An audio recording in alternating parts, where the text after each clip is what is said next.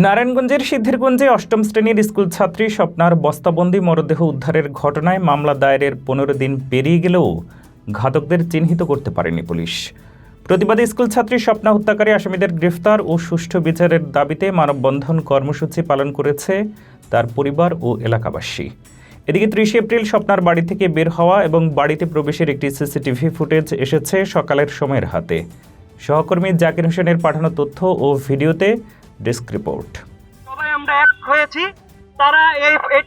নারায়ণগঞ্জের সিদ্ধিরগঞ্জে অষ্টম শ্রেণীর স্কুল ছাত্রী স্বপ্না হত্যার আসামিদের গ্রেফতার ও সুষ্ঠু বিচারের দাবিতে মানববন্ধন কর্মসূচি পালন করেছে তার পরিবার ও এলাকাবাসী।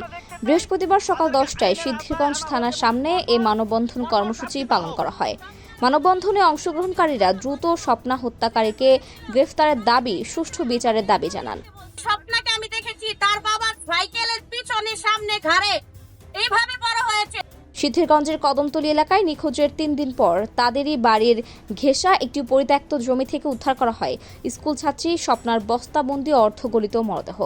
লাশ উদ্ধারের 2 দিন পর 4 মে নিহতের মা শাহিনুর আক্তার বাদী হয়ে অজ্ঞাত আসামি দিয়ে মামলা দায়ের করেন। মামলা দায়েরের 15 দিন পেরিয়ে গেলেও স্বপ্নার ঘাতককে চিহ্নিত করতে পারেনি পুলিশ।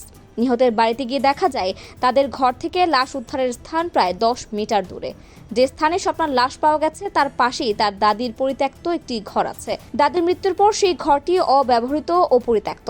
তবে ঘরটিতে একটি খাট, তার উপর তোশক ও কিছু সোফার ফোম রয়েছে। সেই ঘরটির জানালায় একটি গ্রিল লাগানো ছিল, সেটি একটি সিটকেনি দিয়ে আটকানো। চাইলে এটা খুলে যে কেউ বাইরে যেতে পারে।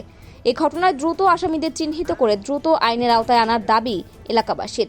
কাঁচি দিয়ে বস্তাটারে টান দিছি, পরে খাতা বেরিয়ে গেছে। পরে শুনতে পারি যে এটা খোকারি মেয়ে।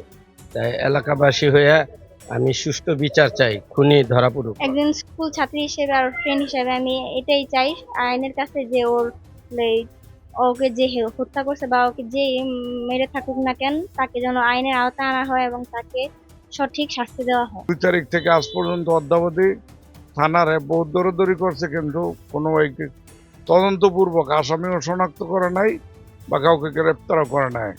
আমার ওয়াইফ বাদী হয়ে একটা অজ্ঞাতনামা মামলা করা হয়েছে।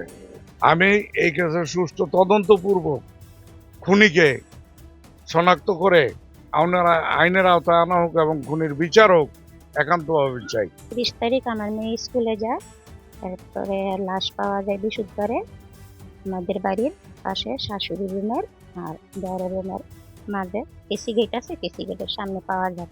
এরপরে আমরা আসার পর আমার স্বামী স্ত্রী দুজনকে নিয়ে যায়, জিজ্ঞাসাবাদ করে। জিজ্ঞাসাবাদের পরে আমরা একটা মামলা দায়ের করি। শনিবার দিন আসার পর লাশ দাফন করি। দাফন করার পরে এই পর্যন্ত আমরা কোনো খোঁজ খবর পাই নাই। হত্যাকারীকে যেই হোক তার ফাঁসি চাই। আমি একটা মার একটা আবেদন যে সুষ্ঠুভাবে ন্যায্য বিচার চাই, তার ফাঁসি চাই। এদিকে ঘটনাটি পুঙ্খানুপুঙ্খভাবে তদন্ত করা হচ্ছে বলে জানিয়ে সিদ্ধিরগঞ্জ থানা পুলিশ বলছে খুব দ্রুতই গ্রেফতার করা হবে আসামিদের।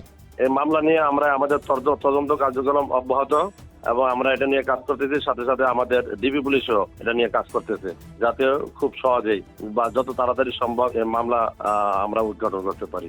এদিকে 30 এপ্রিল সকাল 6:38:19 স্কুল ইউনিফর্ম পরে কাঁধে একটি ব্যাগ নিয়ে বাড়ি থেকে হেঁটে বের হয় স্বপ্না। প্রায় 3 ঘন্টা পর সকাল 9:48 রিকশায় করে বাড়ির সামনে এসে নামে সে। পরে রিকশা ভাড়া দিয়ে বাড়ির ভেতরে চলে যায়। এরপর এই পথ দিয়ে স্বপ্নাকে আর বের হতে বা প্রবেশ করতে দেখা যায়নি। ডেস্ক রিপোর্ট, সকালের সময়।